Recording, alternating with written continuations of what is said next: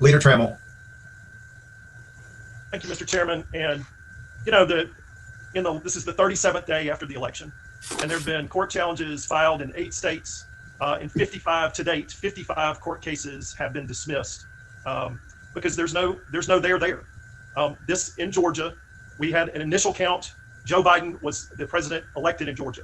We had a hand count audit, a risk limiting audit, for a second count of 5 million ballots. Joe Biden was the president elected in Georgia.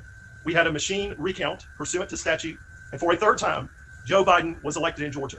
Multiple cases have been dismissed here in Georgia, dismissing some of the very allegations that have been raised in this committee. But I want to say, I understand losing elections is hard. Believe me, I have a unique perspective on this committee about losing elections. And elected officials have a responsibility. They have a responsibility to the institution and to the democratic process.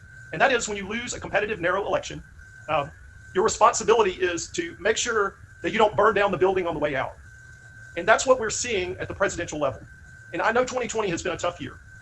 And I just want to say one other thing about something that deeply troubles me that happened this morning, and I hope is never normalized. I hope that every member of this committee disavows this specific testimony.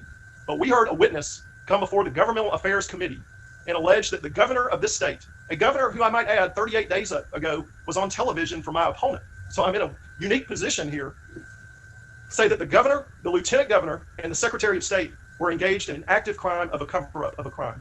This is just absolute insanity. And we can't countenance it as a committee because it's absolutely insane and absurd.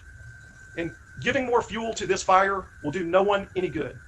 So I won't be there when you take up these in 2021, but I would say this, that changing the rules simply because you lose an election is not good policy. And with that, Mr. Chairman, I yield for the final time. Representative Jones, you've got your hand up.